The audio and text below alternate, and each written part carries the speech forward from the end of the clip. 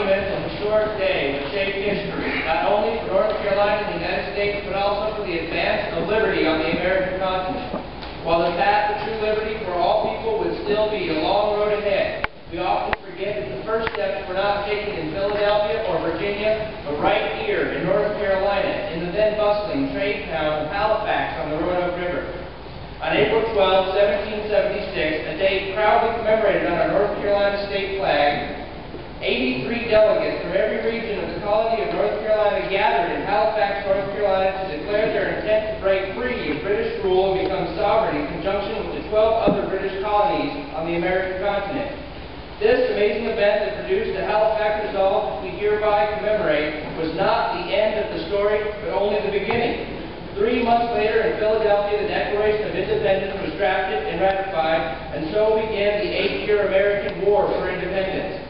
With the surrender of Cornwallis and the defeat of the British armies, a new thing has been brought forth among mankind. The idea that individual liberty and personal sovereignty could achieve victory over an oppressive government and go on to eventually form the most spectacular and glorious nation the world had ever seen.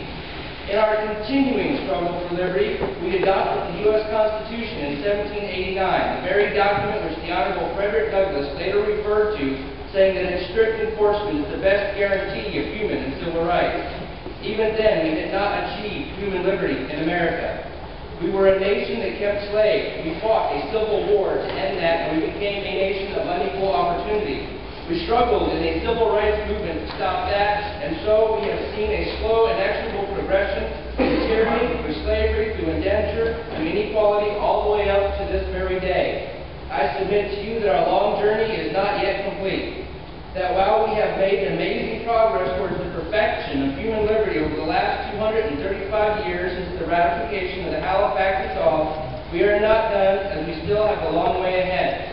Today, we as a nation put more people into prison per capita than any other nation on earth, more than Cuba, North Korea, or the old Soviet Union during the height of the Cold War. Today, while African Americans make up 14% of drug users, they make up 52% of drug convictions. By granting private central banks a monopoly on the production and management of an American currency, we have seen the divide between the poor and the wealthy grow into a great chasm artificially created and maintained by fiat. These are the struggles which lay ahead that we can overcome, that we must overcome, if we are to truly set the standard for human liberty.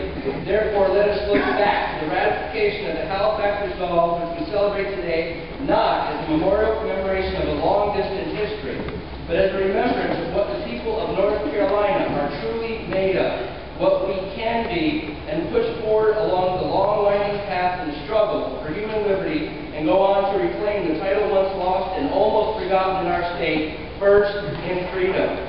Let this day mark our way back to the path towards liberty for all mankind, and let history mark this day as the genesis of the Second Great Awakening, when a renaissance of freedom sparked once again in the great state of North Carolina and swept across the United States and restored our nation to the liberty which once made our nation the greatest nation on earth and which will do so again. Friends, colleagues, and fellow North Carolinians, with your help, we can move forward from this day, not in a memorial for a liberty once lost, but refreshed in our struggle and determined to reclaim the title of first in freedom, which more than anything else will restore the United States to greatness, which will guarantee the human and civil rights for all of our citizens. With that, I urge my colleagues to vote in favor of this resolution to honor the ratification of the Halifax resolve, not as much in recognition of what we once did, but rather to remind us of what we can and what we must find the courage to do again. Thank you, Mr. Speaker.